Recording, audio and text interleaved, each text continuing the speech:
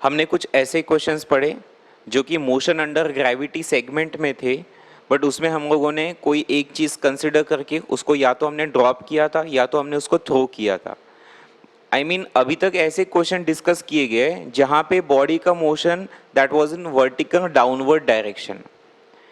इसमें क्या होता था बेटा, मोशन की यही डायरेक्शन है। सो इन जनरल अगर आप मोशन की डायरेक्शन को अगर पॉजिटिव माने और ग्रेविटी भी डाउनवर्ड ही एक्ट करती है, इसलिए जब जब हमने acceleration due to gravity G का इस्तेमाल किया तो उसको एज अ पॉजिटिव इस्तेमाल किया। अब हम कुछ ऐसे क्वेश्चंस पढ़ने वाले हैं जब हम लोग बॉल को ऊपर फेंकेंगे। आपको याद करा दूं, मैंने बताया था कि मोशन अंडर ग्रेविटी 3 हिस्सों में पढ़ेंगे। एक तो बॉल केवल नीचे जा रहा है, या तो बॉल केवल ऊपर जा रहा है, और तीसरा सेगमेंट की बॉल ऊपर जाके फिर वापस आएगा। ऐसे 3 टाइप के क्वेश्चंस होते हैं। अब हम दूसरे टाइप में एंटर कर रहे हैं जहां पे आपने कोई चीज फेंकी और वो उसका मोशन सिर्फ ऊपर जाते हुए डिस्कस करना है, ऊपर से नीचे आते वाला अभी नहीं डिस्कस करना है। अब देखिए, अगर बॉल ऊपर जा रहा है तो ऊपर वाली डायरेक्शन को सी जहां से आप फेंकते हैं ना, उसको आप ओरिजिन मानते हैं। और मोशन अगर ऊपर हो रहा है तो upward direction is considered to be a positive one, so downward would be a negative one. And as we know, acceleration due to gravity is always acting vertically downwards, and hence gravity g का value जब भी हम use करेंगे तो as a minus जी आएगा। देखते हैं first question. There is a particle. First question थोड़ा हम लोगों ने बड़ा कंसिडर किया, इसमें सारे एस्पेक्ट हमारे कवर हो जाएंगे। फर्स्ट क्वेश्चन के अंदर जैसे पार्ट ए है, पार्ट बी है, next we have part C and part D, या सी के ही अंदर हमने 2 सेगमेंट करा दिए। थोड़ा लेंथ वाइज क्वेश्चन बड़ा है बट आसान है, पूरी कंसेप्ट आपको पढ़ा देगा। A particle is thrown vertically upward with speed 40 metre पर सेकंड। यहाँ पे हम लोगों ने ओरिजिन माना, यहाँ से आपने पार्टिकल को ऊपर फेंका और इसका फेंकने का स्पीड था 40 मीटर पर सेकंड। हम सभी लोग जानते हैं कि पार्टिकल जैसे जैसे ऊपर जाता है उसका स्पीड कम कम कम कम होते होते एक पॉइंट पे क्या हो जाता है, स्पीड जीरो। जहां स्पीड जीरो होता है फिर वहीं से वो रिवर्ट बैक होता है। तो मैं ऐसे मान के चलता हूं कि ये ऊपर ऊपर ऊपर ऊपर ऊपर जाएगा और मान के चलिए यहाँ पे इसका स्पीड कितना हो जाता है, 0। अब देखते हैं पहला क्वेश्चन क्या है, after how much time it attains the maximum height. तो इसी को मैक्सिमम हाइट कहा जाता है, कितने टाइम के बाद होगा। ओके, तो फर्स्ट क्वेश्चन हमने सॉल्व किया। लेट्स से v स्क्वायर, या तो सिंपल है v is equals to u plus 80 का इस्तेमाल करो। फाइनल वेलोसिटी 0, इनिशियल कितना 40, a की जगह माइनस g और t यानी टाइम आप जानते हैं। g का वैल्यू 10 मानना, हालांकि 9.8 is exact precise value, but हमने अप्रोक्सीमेशन के तौर पे g का वैल्यू 10 मानना है, बताया था मैंने। तो यहां से आपका t का आंसर कितना आ जाएगा, 4 सेकंड्स, है ना। तो पता चल गया भाई साहब, फेंकने के बाद एग्जैक्ट 4 सेकंड के बाद वो अपनी टॉप मोस्ट पोजीशन पे होगा। सेकंड चीज क्या निकालना है आपको, find the maximum height attend by the particle. Maximum height को हम h मैक्स से डिनोट करते हैं इन जनरल। उसको आप ऐसे लिख सकते हैं v square is equals to u square plus twice s, ये फॉर्मूला यूज करते हैं। जब आप बात कर रहे हैं मैक्सिमम हाइट की, so yes final velocity 0, initially कितना था 40 का स्क्वायर करना पड़ेगा ट्वाइस a का मतलब मैंने कहा था आपको माइनस g पुट करना, s मतलब आपको मैक्सिमम हाइट फाइंड आउट करना है। तो यहां से आंसर आ जाएगा, ये कितना हुआ 1600 हुआ, 2 इंटू जी यानी 20, ये 20 h मैक्स इधर आएगा, so that would be 20 h max. यानी आपका h मैक्स का आंसर कितना आएगा, 20 से आप डिवाइड करेंगे तो ये हो जाएगा बेटा 80 मीटर। तो हमको पता चला कि 80 मीटर ऊपर तक ये जाएगा। और आगे बढ़ते हैं, the velocity of at half of the maximum height. अभी अभी हमने पता किया कि ये जो मैक्सिमम हाइट है ये कितना मीटर से, 80 मीटर है। तो यहां से हाफ मतलब इतना, ये कितना हो जाएगा 40 मीटर। यहां का आपको क्या पता करना है, स्पीड। लेट्स से इस स्पीड को मैंने v1 माना, तो अभी आपको सिर्फ इतना सेगमेंट कंसीडर करना है बेटा। कर लेते हैं ना, इतना सेगमेंट कंसीडर करते हैं। कैसे करेंगे, यहां पे भी वही formula v square equals to u square plus twice as का। कैसे आएगा, v मतलब ये आपको निकालना है v1 का स्क्वायर, u मतलब इनिशियल स्पीड 40 उसका स्क्वायर, ट्वाइस ए के जगह आप क्या यूज करते हैं, माइनस जी, और एस मतलब बताइए ये हाफ बुने तो कितना हो जाएगा 40। तो ये आप आराम से निकाल लोगे, कैसे आएगा 2 इंटू 20 40 यानी 800, और ये 1600 में से 800 गया, इट इज 800। ये V1 का स्क्वायर हुआ, तो बताइए V1 मतलब इसका अंडर रूट करना पड़ेगा, तो 800 का अंडर रूट जो आएगा वो कितना, ये 400 इंटू 2 मतलब ये रहेगा 20√2 मीटर पर सेकंड। ये आपका आंसर है मिड वेलोसिटी। हमने 2 सेगमेंट निपटा लिए, इसके अब थर्ड सेगमेंट की तरफ बढ़ते। We have to find the ratio of distance in the first half and the next half of the time। बताइए इस पूरे जर्नी में टोटल टाइम 4 सेकंड है। इस 4 सेकंड में पहले 2 सेकंड में देखिए जब बॉल ऊपर जाता है तो पहले स्पीड से भाग रहा होता है, उसकी स्पीड फिर कम कम होते जाती है, तो जाहिर तौर पे ये बात फिक्स्ड है कि पहले 2 सेकंड में उसने ज्यादा डिस्टेंस कवर किया होगा कंपैरेटिवली बाद में 2 सेकंड में कम डिस्टेंस कवर किया होगा। रीजन बीइंग बाद वाले 2 सेकंड में उसकी स्पीड कम थी, स्पीड कम तो डिस्प्लेसमेंट कम, स्पीड ज्यादा तो डिस्प्लेसमेंट ज्यादा। तो हमको ये पता करना है, मान के चलिए पहले 2 सेकंड में उसने डिस्टेंस d1 कंप्लीट किया, दूसरे 2 सेकंड में डिस्टेंस d2 कंप्लीट किया, तो d1 और d2 का रेशियो पता करना है। हाउ वुड यू गो, इस क्वेश्चन को करने का क्या तरीका हो सकता है? तो तरीका जानते हैं, there are many formulas we can be using now. ऐसा फॉर्मूला यूज करने थे, s is equals to ut plus half at square का। देखो कितना डिस्प्लेसमेंट कवर किया, d1 इनिशियल स्पीड 40 था, शुरुआती टाइम मतलब हमने 2 सेकंड का टाइम हमने कंसीडर करना है, ठीक है। यहां पे आएगा हाफ, a के जगह कितना आएगा g, minus g to be precise, और यहाँ पे 2 का स्क्वायर, टाइम मैंने 2 पुट कर दिया। फिर से हम आगे बढ़ते हैं, d1 इक्वल्स टू ये कितना हो जाएगा बेटा 80, हाफ g का मतलब 5 हो गया, और ये 5 4 are it is 20, so this is how much is 60 metre. अब आपको याद होगा टोटल हाइट कितना था, टोटल हाइट हम लोगों ने इस क्वेश्चन में निकाल के रखा था 80 मीटर। अब टोटल में से अगर आप इतना माइनस करेंगे तो सेकंड वाला जो सेगमेंट आएगा उसमें 20 मीटर आएगा।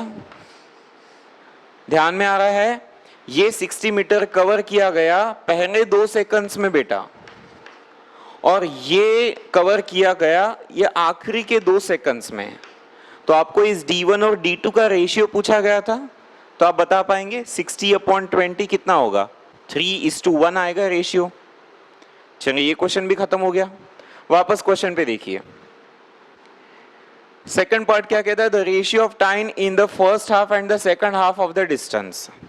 बताइए वो पूरा जो जर्नी है ना, वो जर्नी पूरा है 80 मीटर्स का। इस 80 मीटर में फर्स्ट हाफ माने 40 मीटर्स, नेक्स्ट हाफ माने फिर से 40 metres.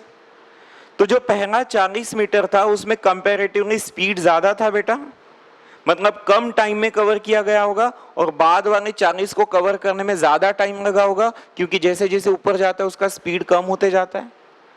So now we need to find out the t1 upon t2. Now what is t1? The time required to complete the first 40 meters, and what is t2? The time required to complete next 40 meters. इसको solve करेंगे, ठीक है, इसको मैं मिटा देता हूं। क्या आएगा देखिए,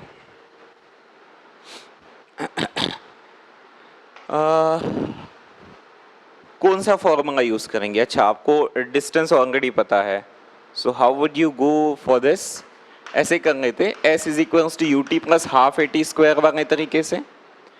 मैंने कहा आपको पहले 40 मीटर की जानकारी है, पहले 40 मीटर के लिए इनिशियल स्पीड 40 ही था, टाइम नहीं पता उसको t1 से नाम दे दिया, हाफ a के जगह आप क्या यूज करते हैं माइनस जी, और टाइम नहीं पता उसको मैंने t1 स्क्वायर नाम दे दिया। अब हम आगे बढ़ सकते हैं बेटा, कितना हो जाएगा ये? आप जानते हो हाफ जी का मतलब कितना होता है, ये बेसिकली 5 होता है। अब आप इसको डिवाइड कर देंगे, थ्रू आउट 5 से आप डिवाइड कर दीजिए, तो 5 से आपने डिवाइड अगर कर दिया तो 8 यहाँ पे आएगा, 8t1 minus t1 square. It seems to be a quadratic for me, तो मैं इसको सॉल्व कर लेता हूँ। तो ये क्या आएगा t1 स्क्वायर, इसको इधर उचका दिया, minus 8t1 plus 8 equals to 0। Let's solve for t1। आपको फॉर्मूला आता है ना माइनस बी प्लस माइनस वाला, तो minus b plus minus under root of b square minus 4ac divided by twice a। This gives you 8 plus minus it is 32 and 32 का मतलब 16 2 jar मतलब 4√2 and division में कितना आएगा 2। बेटा जब आप ये 2 से डिवाइड करेंगे तो कितना आएगा रे, कितना आएगा 4 प्लस माइनस ये 2√2। सही गया ना? हाँ, ये आपका आंसर होने वाला है 4 प्लस माइनस 2√2। ये क्या है आपका टाइम t1। अरे सर ये जो टाइम t1 है ये तो दो आंसर आ गए क्या? दो आंसर हो सकते हैं? चेक कर लो क्या इसमें से एक पॉजिटिव एक निगेटिव आएगा। See what I am talking about. अब मैं ये सब चीजें मिटा देता हूं यहां से क्योंकि हो चुका होगा वो आपका। हाँ, मैं ये कह रहा था कि हमारे पास में टाइम की दो वैल्यू आई, एक तो 4 प्लस √2 और दूसरा क्या आया, 4 प्लस 2√2 और दूसरा क्या आया 4 माइनस 2√2। बेटा एक बात बताइए, √2 का वैल्यू अप्रॉक्स 1.4 होता है, तो 2 into 1.4 so that is like 2.8। तो 4 प्लस 2.8 यानी ये अप्रॉक्स 6.8 है, और ये 4 माइनस 2.8 दैट इज अप्रॉक्स 1.2। तो ये वैल्यू भी पॉजिटिव है, ये भी पॉजिटिव है, तो कोई निगेटिव नहीं है, तो कोई रिजेक्ट नहीं कर सकते। अब दिमाग दौड़ाना पड़ेगा कि फिर सर ये दो टाइम का आंसर दो टाइम में क्यों आ रहा है, दो आंसर्स क्यों आ रहे हैं टाइम के? टाइम तो यूनिक होना चाहिए। अब सुन लो ये दो टाइम कैसे आ रहा है। मुझे एक बात बताइए, ये जो हमने इस इक्वेशन को यूज किया, इस इक्वेशन में s का मतलब क्या होता है? s का मतलब डिस्प्लेसमेंट होता है ना। अब डिस्प्लेसमेंट का मीनिंग देखिए, हमेशा हम बताते हैं कि जो इनिशियल है और जो फाइनल है उनके बीच का दूरी, ठीक है, डायरेक्ट दूरी, ये आपको डिस्प्लेसमेंट बताता है। नाउ व्हाट हैपेंस, बहुत केयरफुली देखना, यहां से जब मैंने बॉल को ऊपर फेंका तो बॉल एक बारी, अगर ये वाले पॉइंट को मैं ए नाम देके रखता हूं, तो बॉल ऊपर जाते टाइम पे एक बारी ए को क्रॉस किया और थोड़ा और ऊपर गया और फिर वापस आते टाइम पे वापस ए पे आया ना। मतलब देख रहे हैं पूरे जर्नी में कोई भी बॉल ऊपर गया तो ऊपर ही तो नहीं रहेगा ना, वापस तो नीचे कभी ना कभी आएगा। हालांकि आप अपने क्वेश्चन में नीचे आने की बात नहीं कर रहे, बट आना तो है, वो तो कहीं जाना नहीं है। तो मैं कह रहा था कि ओरिजिन से अगर ये पॉइंट ए है तो यहां से बॉल एक बारी क्रॉस करके ऊपर जाएगा, फिर एक बारी क्रॉस करके नीचे आएगा। मतलब ए पे वो बॉल दो अलग अलग समय पे रहने की गुंजाइश है, और उन्हीं दो अलग समय को हमने यहाँ पे फाइंड आउट किया। So nothing to be worried about. अब दोनों में से ये सोचो, ये छोटू आंसर है, ये छोटा टाइम है, ये बड़ा टाइम है। तो जाते टाइम का पहला टाइम मतलब छोटा टाइम, और आते टाइम पे ज्यादा टाइम ना, सिंस ये फट से पहुंच गया और उसके बाद इसको ये देरी से पहुंचेगा, तो ये देरी वाली सिचुएशन, ये जल्दी वाली सिचुएशन, तो आप जल्दी वाला सिलेक्ट करेंगे ना, क्योंकि आप तो अभी जाते वाला मोशन पकड़ रहे हैं। तो this is gonna be your final answer for t1। ये आपका फाइनल आंसर है, इसका अभी हमको कोई काम नहीं है। आगे सुनते हैं बेटा। t1 हो गया, अब हम t2 की बात करेंगे। आपको याद होगा टोटल टाइम 4 सेकंड था। टोटल टाइम मतलब क्या होता है, t1 प्लस t2, ये 4 सेकंड हुआ, तो t2 का वैल्यू कितना आएगा 4 माइनस t1। लेकिन t1 की तो ये कथा है 4 minus 2√2, 4 minus 4 getting cancer 2√2 seconds, ये आपका t2 हुआ। इस क्वेश्चन में क्या पूछा हुआ था याद होगा आपको, t1 t2 का ratio, we have got t1 already to be 4 minus 2√2, यहाँ पे है आपका 2√2। So yes definitely you can divide 2 वगैरह डिवाइड कर सकते हैं, और ऑप्शन में आपको दिया जाएगा वो आपका आंसर रहेगा। So here we complete the first question. As I said, the question was easy. Conceptually हमको बहुत कुछ पढ़ा गया ये।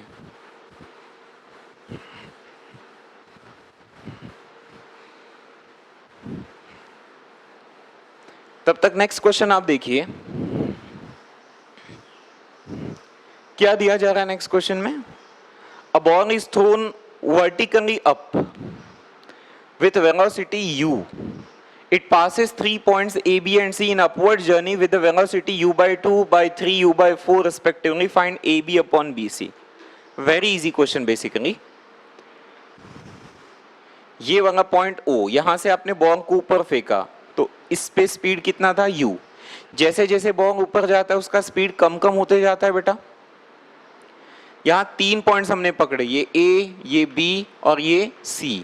उसके ऊपर भी बॉल जाता होगा, क्योंकि जहां फाइनल होगा वहां पे तो स्पीड कितना होगा, 0। जब ये बॉल ऊपर ऊपर जा रहा है तो इन्होंने कहा कि ए पे जो स्पीड है वो u/2 बताया, बी पे जो है वो u/3 है और सी पे जो है वो u/4 है। तो जाहिर तौर पे हम ये जानते थे ना कि ऊपर ऊपर जाने से उसका स्पीड कम होगा। देखो u का हाफ हो गया 50%, ये कितना हो गया 33%, ये कितना हो गया 25%। समझ रहा है परसेंटेज कैसे निकाल रहा हूँ, 1/4 का मतलब 0.25 होता है ना, ऐसे। बढ़िया, आपको निकालना है। आप एक काम करिए, ये AB को आप H1 मान के चलो और ये BC को आप H2 मान के चलो, तो बेसिकली आपको AB/BC निकालना है। So you need to find H1 और H2 का रेशियो क्या है वो बताओ। मैं काम कर लेता हूं, सबसे पहले सिर्फ AB वाला मोशन कंसिडर करता हूं बेटा। A से B तक की अगर आप बात करें, इसमें अगर एक फॉर्मूला यूज करना चाहूं v² = u² + 2as का, तो सिर्फ AB पे ध्यान देना, ये इनिशियल वेलोसिटी और ये फाइनल वेलोसिटी। इनिशियल वेलोसिटी कितना बोला मैंने, u/2 का स्क्वायर, फाइनल वेलोसिटी कितना कहा, u/3 का स्क्वायर, ट्वाइस a के जगह -g, s के जगह अपने h1 माना है बेटा। सिमिलर वे अगर बाद में आप BC की चर्चा करेंगे तो BC मतलब ये सेगमेंट, इसमें भी वही फॉर्मूला यूज करो, v² = u² + 2as। v माने final velocity, how much is the final velocity, u²/16 हो जाएगा, एंड ये इसका आंसर आएगा u²/9 ट्वाइस g, और s के जगह अपने h2 लिखा है कि नहीं, आसान। देखो अब ये 2gh1 इधर लिखे आ जाओ, यहाँ पे कौन है बेटा, u²/4, इधर से उचक क्या आएगा, u²/9, तो कितना हुआ ये 2gh1 = क्रॉस प्रोडक्ट 5/36 u² ऐसे आएगा। जबकि अगर हम इसकी चर्चा करें तो 2gh2 को इधर खिसका दो आप, और इधर कौन है, u²/9, इधर जाएगा u²/16, तो अभी आप अगर क्रॉस प्रोडक्ट करेंगे तो 7/144 u² आएगा। ये क्या हुआ, 2gh2। अब आपको क्या चाहिए, h1/h2, तो आग का अंधा भी देख के बोल सकता है कि बस आप इन दोनों का रेशियो उठा लो, और रेशियो अगर आपने उठाया तो ये 2g कैंसिल होगा, यहाँ पे बचेगा h1/h2, और यहाँ पे u² कैंसिल होगा, सो ऊपर में रहेगा 5/36 और नीचे में कितना है 7/144।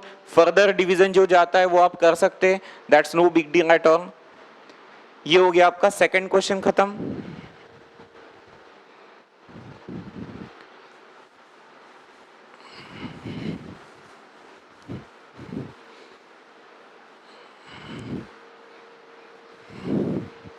आगे बढ़ते हैं थर्ड क्वेश्चन की तरफ। A particle is thrown vertically upward. Find the displacement during the last t0 seconds of its upward journey. ये ओरिजिनल पॉइंट O है, ओरिजिन, यहां से आपने किसी बॉल को ऊपर फेंका विद सम स्पीड u, तो बेटा ये बॉल ऊपर जाएगा जाएगा जाएगा जाएगा और एक जगह जाके रुक जाएगा, इसी को आप कहते हैं मैक्सिमम हाइट। अब बॉल को अपनी मैक्सिमम हाइट कवर करने में कुछ तो टाइम लगेगा, यस। मान के चलो वो टाइम कुछ होगा, मानो 10 सेकंड का टाइम लगा होगा, और अगर मैंने आपसे सवाल पूछा कि इन 10 सेकंड में आखिरी 3 सेकंड में कितना डिस्प्लेसमेंट कवर किया वो बताइए। बिल्कुल इसी टाइप का क्वेश्चन है कि मान के चलो पूरे जर्नी में टाइम कैपिटल T लगता होगा, उस कैपिटल टाइम T में से आखिरी के t0 सेकंड की जर्नी का डिस्प्लेसमेंट आपको बताना है। तो मैं ऐसे मान के चलूं बेटा कि ये पार्ट, इतना पार्ट में मान के चलता हूं, let's denote it by h, ये कवर हुआ होगा इन लास्ट t0 सेकंड्स, ऐसा मैं कंसीडर करता हूं। तो बस आपको यही h फाइंड आउट करना है, यहां से लेके यहां तक के। अगर मैं नाम दे देता हूं A से लेके B, एक्चुअली ना यहां कोई ज्यादा बिना दिमाग यूज किए अगर मैं ये वाली चीज इस्तेमाल करना चाहूं तो क्या आप मुझे अलाउ करेंगे, s = ½ at²। क्या मैंने आपको एक शॉर्टकट समझा के दे दिया था कि यूनिफॉर्मली एक्सेलरेटेड मोशन में जो सेगमेंट आप कंसीडर करते हैं उस सेगमेंट पे किसी भी एक एंड पे अगर स्पीड 0 है तो आप डायरेक्ट s का वैल्यू ½ at² यूज कर सकते, कहा था मैंने आपसे। तो वही करते ना, फिर क्यों हम घुमा फिरा के बातों को करेंगे। तो s के जगह आपने डिनोट किया h, यहाँ पे हाफ, a के जगह g और यहाँ पे t² के जगह t0²। अब एक और बात, ये जो शॉर्टकट है, ये शॉर्टकट आपको s का मैग्नीट्यूड देता है, और इसमें ध्यान रखे इस शॉर्टकट के अंदर a का वैल्यू निगेटिव वगैरह कभी नहीं पुट करना होता है। We are concern only about the magnitude thing. तो a का वैल्यू आपने g पुट किया, -g नहीं पुट किया, ये ध्यान रखेंगे आप, है ना। तो यही आपका आंसर है बस बेटा, हाफ GT², यही आपका फाइनल आंसर है। Okay, let's move on to next question now. It is given that from the foot of a tower 80 meter high. Okay, let's consider this is a 80 meter high tower. This is the maximum height and this is a ground, let's suppose. क्या किया गया देखो, a stone is thrown up so as to reach the tower. नीचे से आपने एक पत्थर फेंका और इस कदर पत्थर फेंकना ताकि वो टॉवर के एग्जैक्ट मैक्स हाइट तक पहुंच पाए। मतलब सिंपल है, पत्थर को इस कदर फेंको ताकि वो उसका मैक्सिमम हाइट कितना बन जाए, 80 metre. After 2 second another stone is dropped from the top of tower. अब देखिए, मान के चलते दो दोस्त की कहानी है, मैं टॉवर के ऊपर खड़ा हूं और मेरा दोस्त ग्राउंड पे खड़ा है। मेरे दोस्त ने ऊपर एक स्टोन फेंका और उसके एग्जैक्ट 2 सेकंड के बाद मैंने ऊपर से एक स्टोन ड्रॉप किया। देखो यहां पे लिखा हुआ है ड्रॉप। ड्रॉप का मतलब बताया था सिर्फ रिलीज करना, थ्रो करना नहीं, माने इनिशियल स्पीड 0 रहना। लेकिन 2 सेकंड, उसने फेंकने के 2 सेकंड के बाद, तो अगर उसने पत्थर फेंका, मैंने यहां से ड्रॉप किया, तो दोनों पत्थर एक दूसरे को टकराएंगे। तो व्हेन एंड वेयर, कब वो दोनों टकराएंगे, ऐसे व्हेन एंड वेयर वाले क्वेश्चन हमने किए हैं, याद होगा आपको।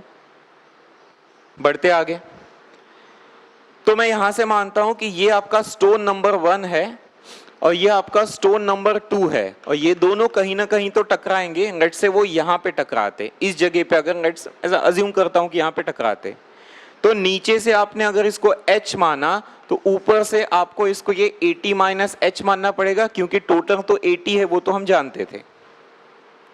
चलिए पहले स्टोन 1 के बारे में आप समझ लो बात को। हमने ये कहा था ना कि जो फर्स्ट स्टोन है उसको इस कदर फेंकना है ताकि वो टॉप ऑफ द टावर तक पहुंच पाए। तो फर्स्ट स्टोन के लिए कुछ ना कुछ इनिशियल स्पीड u1 रहा होगा, वो पता कर लेते बेटा।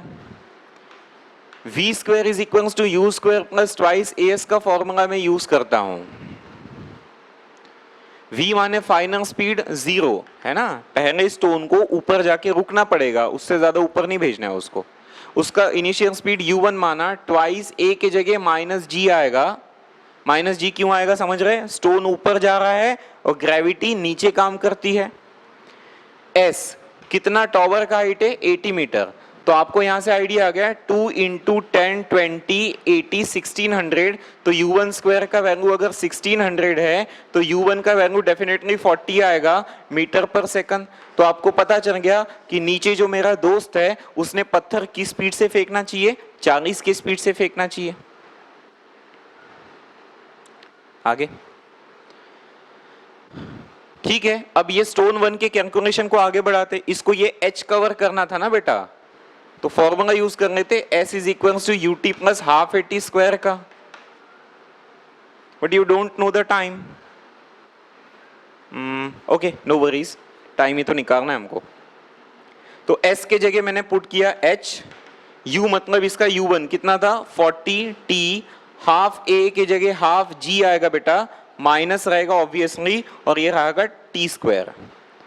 तो आपके पास ये एक एक्सप्रेशन आया, this is according to stone 1।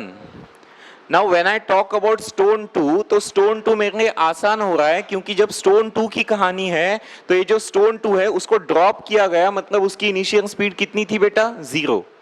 तो अगर आप ये स्टोन 2 के सेगमेंट की बात करें तो क्या इस सेगमेंट पे एक एंड पे स्पीड 0 है, तो यहाँ शॉर्टकट यूज कर सकते। कौन से शॉर्टकट की मैं बात कर रहा हूं, s equals to half 80²। Now take very much care about the things. s का मतलब कितना रे, कितना वहां पे लिखा अपन ने, 80 - h। a के जगह क्या लिखोगे, -g या +g, +g। इसके पहले के क्वेश्चन में बताया था शॉर्टकट में आपको +g ही पुट करना है। रही बात टाइम की, तो ध्यान देंगे ये सेंटेंस था क्वेश्चन में आफ्टर 2 सेकंड। तो जब नीचे वाले ने फेंका उसके 2 सेकंड के बाद मैंने ड्रॉप किया, तो जो टाइम मिल रहा है वो 2 सेकंड कम मिल रहा है, तो t की जगह आप t-2 का स्क्वायर करोगे। ऐसा हमने इसके पहले भी कर रखा हुआ है। अब क्वेश्चन आसान बन गया, सिंपल है। आपको ये h का वैल्यू जो है उठा के हमको पुट करना है। बेटा आप ध्यान देंगे, नंबर ऑफ टाइम जब ये हाफ g आएगा तो हाफ g का मतलब मैं 5 मानता हूं, क्योंकि g 10 होता है तो हाफ ऑफ 10 इज 5। तो ये मैं पुट करता हूं यहाँ पे, देखिएगा अभी 80 माइनस h के जगह 40t और ये माइनस का प्लस 5t स्क्वायर होगा क्योंकि माइनस साइन है। And this is equivalence to, ये देखो हाफ g का मतलब 5, इसका एक्सपांशन करेंगे t square minus 4t plus 4 करके। अब देखिए क्या होगा, ये 5t स्क्वायर यहाँ का 5t स्क्वायर कैंसिल हुआ, यहाँ पे बचा 80 माइनस 4t और यहाँ पे क्या बचा minus 20t plus 20। So the things are gonna easy. 20 इधर खिसका दो ये 60 हो जाएगा और 40 उधर खिसका दो 20t हो जाएगा। तो t का वैल्यू 3 सेकंड्स आ गया, बढ़िया। टाइम का वैल्यू 3 सेकंड आ गया, माने आपको पता चल गया भाई साहब कि ये दोनों पत्थर कब टकराने वाले हैं, ठीक 3 सेकंड के बाद। किसके 3 सेकंड के बाद? नीचे वाले ने जो फेंका ना उसके 3 सेकंड के बाद। और अगर आप ऊपर वाले के हिसाब से बात करेंगे तो ऊपर वाले के 1 सेकंड के बाद, क्योंकि ऊपर वाले ने वैसे ही 2 सेकंड देरी से फेंका था।